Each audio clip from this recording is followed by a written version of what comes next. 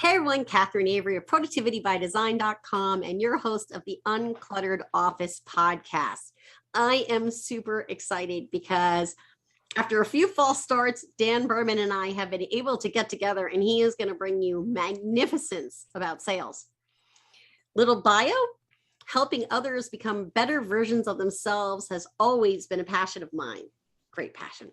In my coaching practice, I utilize intuition, empathetic listening, insight, and humor to effectively build trusting relationships and bring about actionable solutions for my clients, both individuals and executives within organizations, especially during periods of challenging transitions and change. Everyone needs someone on their team when they're in the middle of a bigger transition. Combining my corporate sales leadership experience and acquired coaching tools and expertise from a rigorous certified professional coaching training program, I advise my clients on identifying, clarifying, and achieving their goals and understanding key obstacles and limitations that get in the way. My goal is nothing less, check this out, than actionable solutions for my clients, which allow them to move forward more satisfied and more effectively. Welcome aboard, Dan. Thank you, Catherine. Good to see you. So good to see you too. So Dan and I met each other through a networking group, which we actually call more of a collaborative group called aptly Collabrex. And when I heard Dan's background in sales, I knew I had to have him on the show. He's going to teach us how to be more effective and efficient in our sales. So I really love to start with your story because you've gone from ad sales to corporate leadership to coaching. So absolutely, just through sort of a 60-second or more coaching story. Absolutely, and thanks for having me. So career-long advertising sales executive, leading sales groups at really fun places like the Oprah Winfrey Network, NBC, Discovery, great places to be at. And I was the revenue guy, the revenue leader. But Catherine, during that whole time, I was really better known, and the passion for me was about, better call Saul, better call Berman. And that was really what it was all about for me, the advisor, the coach, the humorist, the perspective provider.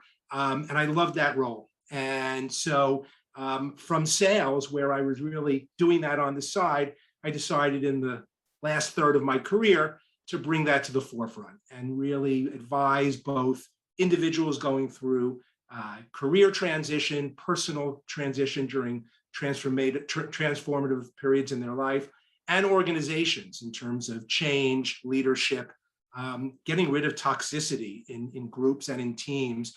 That's where my interest is. That's where my passion is. And that's what I do for individuals. And that's what I do for organizations. So I'm really thrilled to do it. I'm thrilled to be here. Yeah, that's amazing. So I asked permission ahead of time. You have a wonderful Oprah story. And I hear you did not get a car. Yeah, I did not get a car. And my wife kept asking me to ask for a car, and I never could quite make that deal happen. Oprah is the real thing, having worked for Oprah. Whether you like her or not, or whatever your opinion is, whatever she is on air is exactly what she is off air. Really authentic and genuine, and very good at learning who everyone is, to the point where I met her a few times, and then she saw me maybe the fifth time and said, "Hey, Dan, how's your dog Lulu?" And I was blown away that she either did her homework really well or cared enough to make that overture to me. So she's the real thing. Great experience in what leadership looks like. And she really was that leader, both in terms of direction and innovation and vision, and also in terms of practical application and really mentorship. So great experience. Really. I love hearing that, because I think there's so much to be said for being your authentic, God, we throw around the word authentic, but nonetheless, being your authentic self and who you are. And if you're not who you are normally, I don't know, you don't resonate as much with people who act one way at work and another way elsewhere. Absolutely. And she was perhaps at the forefront of not only being your authentic self, but also meeting people at their authentic selves, meeting people where they are and not making them come to you, but you go to them and really understand their world before you interact, before you market, before you sell, before you put forth any kind of narrative. Really go where they are. And that's a skill. And that's a skill and an effort that needs to be expended for sure. So how can we take that skill and sort of expand it into sales and how we sell without being cheesy salesy? Absolutely. I often say something that people say, really? I think there's no selling in good selling. I really don't. I think, I always had my career based on authentic relationships, wanting to bring value to the client or the customer and not sell them anything. It's really bringing the value to the forefront so they see what it is. Because any great interaction, any great transaction is when everyone legitimately, authentically feel that he or she is one. And that's really what it's all about. And I think part and parcel of that is, and I've said this in our Collaborex meetings, it's less about what you sell, what you market, because I would argue the difference between each of our competitive sets, products and services is much smaller than the difference between the person who is bringing that forward. So Dan, I want to be coached by Dan.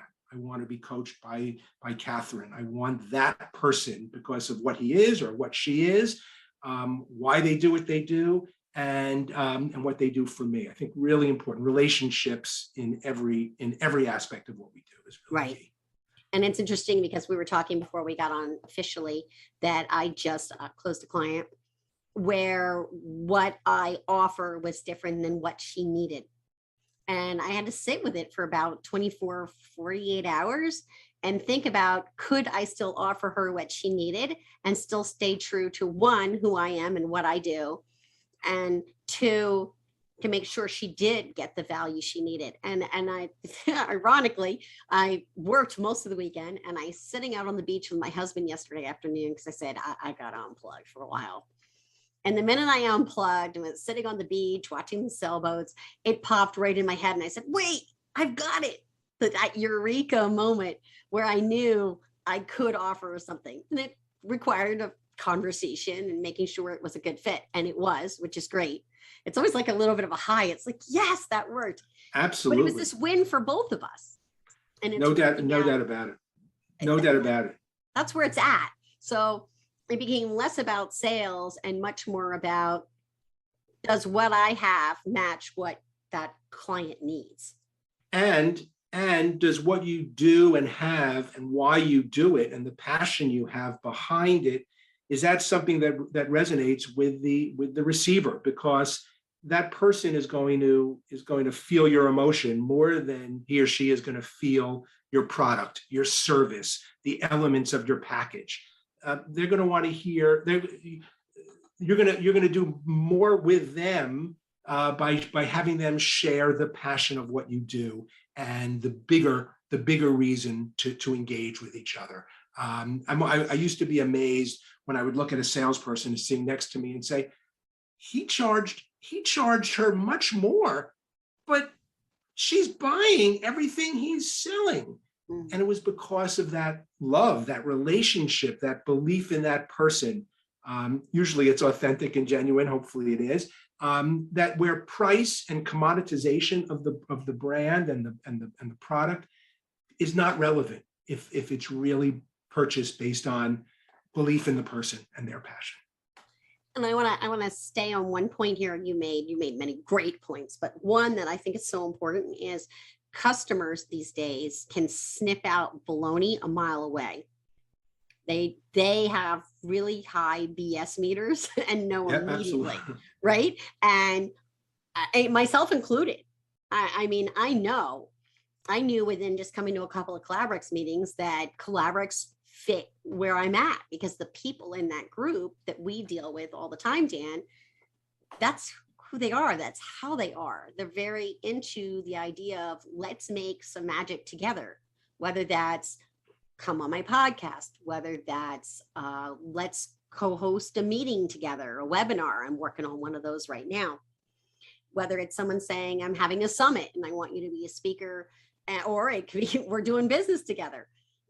It's magical. And it's absolutely connection. And you want it always to be wanting to help, wanting to work, wanting to strategically partner with someone. Choice, not being forced to, whether a marketplace forces you to do it or some other external factor. It should all be wanting to do it together. And that's what sales is really all about. And that's how I bridged the two, from sales to not only selling coaching, but organizational structure and leadership, because it's the basis of all of it, Catherine, is relationship building. It's getting buy-in from stakeholders, so that if something may not feel right, they'll want to do it because Bill is asking me to do this, and I believe in Bill. And that's really what it's all about: communicating that, narrating that, getting stakeholder buy-in. And then the product and the service is sort of on the side. It's less about what it is. It's more that I need to help him. I want to help him get to his goal. And that's what I think the best sales people and organizations do the best. And I think that's who wins ultimately. I agree. Let's take this idea of connection and bring it over to coaching, because this month, my theme, mostly on social media, has been about coaching as connection, as co-creating, as collaborating. Love for your take on that. Absolutely. The definition of coaching is not providing answers. It's not providing, the map or direction. That's consulting, which I do some of in different arenas. Coaching is about helping others realize what's within him or herself and how to path them towards that. It's figuring out it's he or she figuring out what he wants, what she wants, how to get there, what's blocking you from getting there, and getting there. And that's what I try to do with organizations. That's what I try to do with clients. I was going to, quote something later, but it's appropriate now. And I've done it in our Collaborix meeting. One of my favorite rock bands was the Eagles, and I'll quote the lyric, which I think is really the key to coaching. The Eagles sang, "So oftentimes it happens that we live our life in chains, and we never ever know that we hold the key." So the point is, we all have the answers in ourselves, and we're our best innovators and our best problem solvers for ourselves.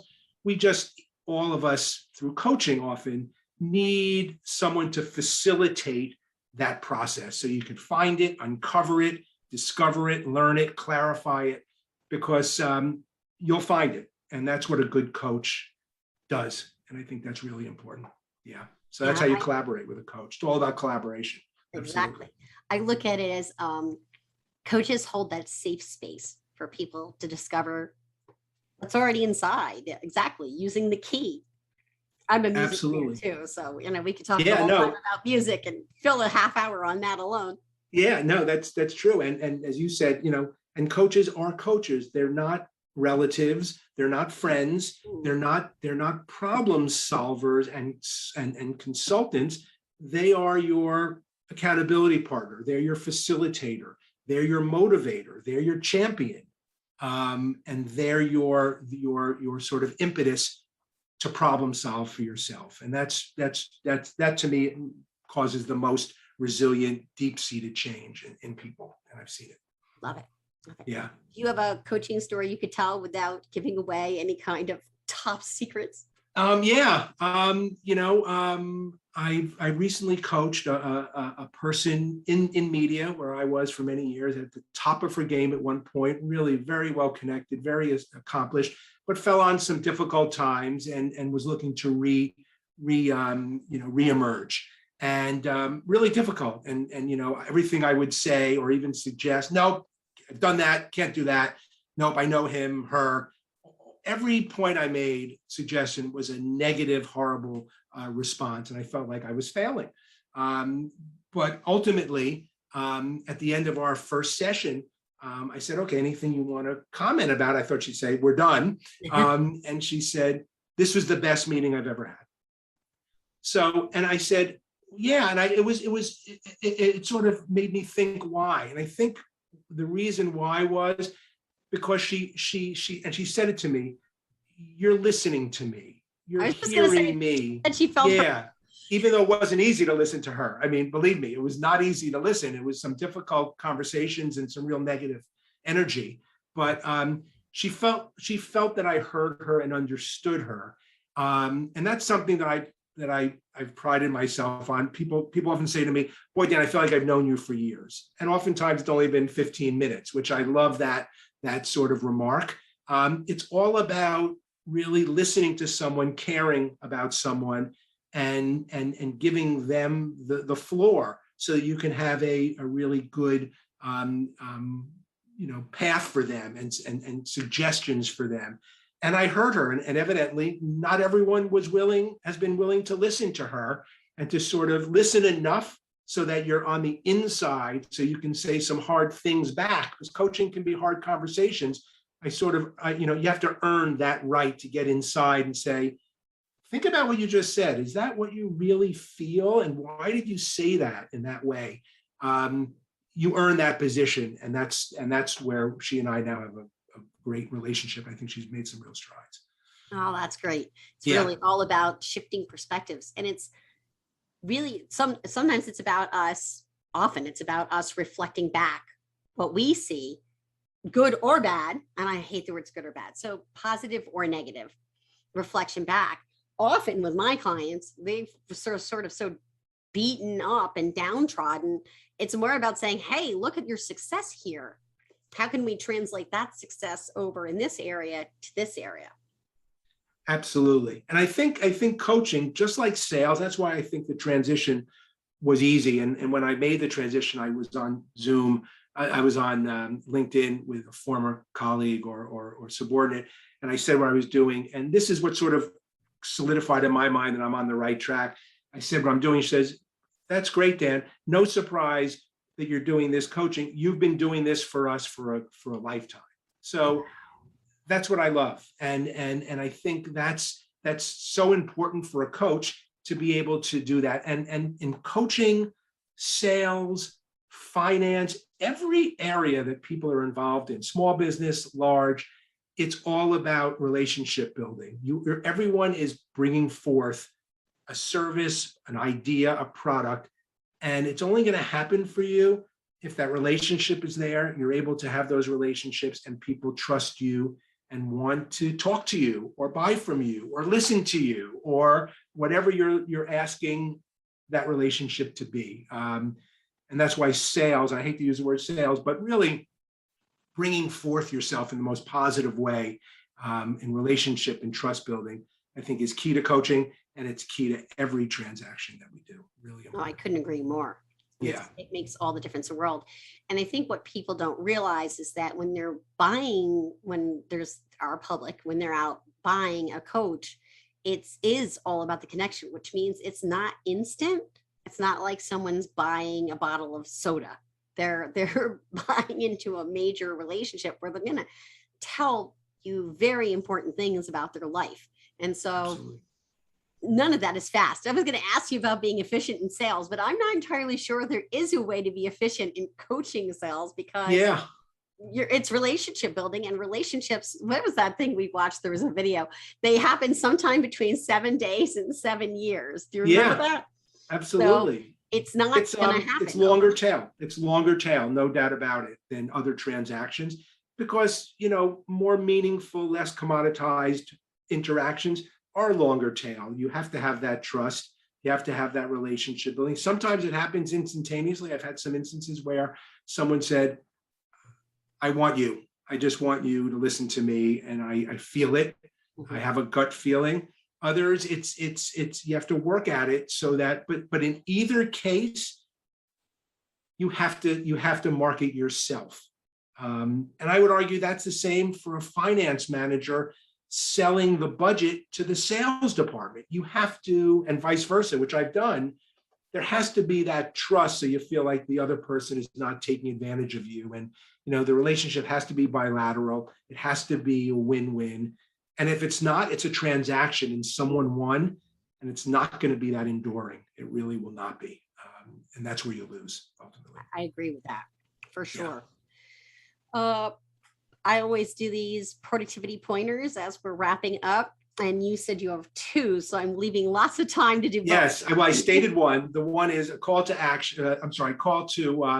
A call to mindfulness, which is you hold the key. and to the extent that a person can realize that, understand that, and activate that, the better that outcome will be. And we all have the keys to our own issues. The other point that I bring is a call to action. And you and I have talked about this. As solopreneurs and entrepreneurs, many of us, I have 30 things to do. I don't know where to start. And I coach on this also, as you do, for sure. I don't know where to start. I don't know what to do. I'm not sure. And you end up going through that conversation in your head, and it takes up way too much time. You don't get anything done. To me, and I advise this, do something. Don't overanalyze it. Don't do the ROI on it. Don't pit it against something else. Just do something that feels right. It could be risky. It could be safe. It could be right. It could be wrong. It could be anything you want. But the act of doing something and feeling like you did something and it has an outcome, to me, is self-propelling. It's motivating. It's really productive because you got something done rather than had a conversation with yourself about all the things I didn't do, because no one is going to the top of the priority list. You can say you accomplished. I think that's really important. Do something. My mother used to say, when on a weekend when I was sitting, I have nothing to do, she said, just get out of the house. Just go do something. Just do something. Leave the house and do something. And she didn't say it meanly. She said it lovingly. I was only about 9, but it was just the act of doing, as Nike said, just do it. Just do something, and it doesn't have to be right, but it's right because you did it. Now it's so funny because my daughter would say, I'm bored. I think she said I'm bored to me a total of twice. Bad word. First time I looked at her and I said, here's a broom. Feel free to sweep the living room. I'm not making that up, but you get the idea. I have a long list of chores, sweetheart. Where would you like to start? I'm not bored. She only had to do that twice. The words never came out of her mouth again, because she knew. I said, again, it goes to just do something then. What is it? You want to change your mind? Move a muscle. So one of my favorite things to do, which is sort of similar to this mindfulness idea, is if I'm really stuck on something, I either take my laptop and move to a different location, like outside. I had a very tough morning this morning. As you know, Dan, before Dan said, where's my link? You said you'd have it this morning. We were in the middle of this whole the kid has COVID. She doesn't, but there's all these steps you have to perform in this day and age to get your kid back to school, which I had to do. So it threw a tailspin on my day.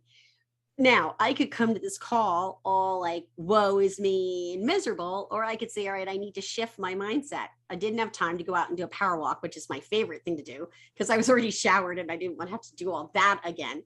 Sure. I took the laptop and I sat outside. It's this gorgeous day and I worked outside and it shifted my mindset. So this whole idea of it really is together, Dan. It's mindfulness and action.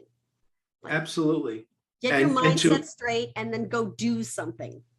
And to appreciate the thing you did rather than to put yourself down for what you didn't do. And that's really important. Count the assets and the positive side of the ledger. Give it as much attention, in fact, more than the negative connotated things that you didn't get done. I agree. And it would have been easy today for me to sit here and be so upset about the 3 things I wanted to accomplish. Today, I'm going to accomplish 2. That's not a bad day, right? But you did on a near COVID day, which was, which was great. In a COVID scare. Yeah. Which is insane.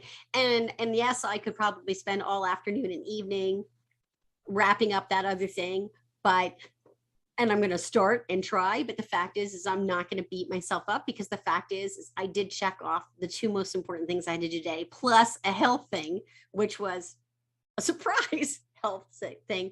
But, I look at, and I'm sure you've done this too, I did a values and needs exercise where I looked at what my most important values are. And, the number 1 is health. And the second is family. And guess what? That's the first thing I did today. I lived out my values this morning. Not exactly the day I planned, but still. But even more important, that it wasn't the day you planned it, and you were able to pull an audible at the line and really make that happen on a day like today, which makes it even better. more And special. then my husband would tell you he has the biggest win because he still got to go play golf. Yeah, he better shoot a good score today. I Beautiful hope day, so. no wind. He better win something and bring it back to me. No, Not the I'm kidding, FedEx I'm Cup, kidding. but something else. Right. No pressure there with your off game. Yeah. All right, Dan, you're amazing. You've given us Great to brilliant ideas. How can people find you? Great to be here. Yeah, a few different ways. So my consulting and coaching firm is DG Berman Consulting LLC.com. I'm also affiliated with an organizational transformation and growth coaching firm called Wildfire Strategies. So that's D Berman at wildfirestrategies.com. And those are the two workplaces you can find me. And would love to continue the conversation with anyone who wants to chat some more. That sounds amazing. Thanks so much for coming on. Really appreciate it. Great to see you. Listeners got great actionable things to do today. Now go take Great. a mindful walk. Yeah, I will. Great to be here, and thank you for having me. Thanks. Bye-bye.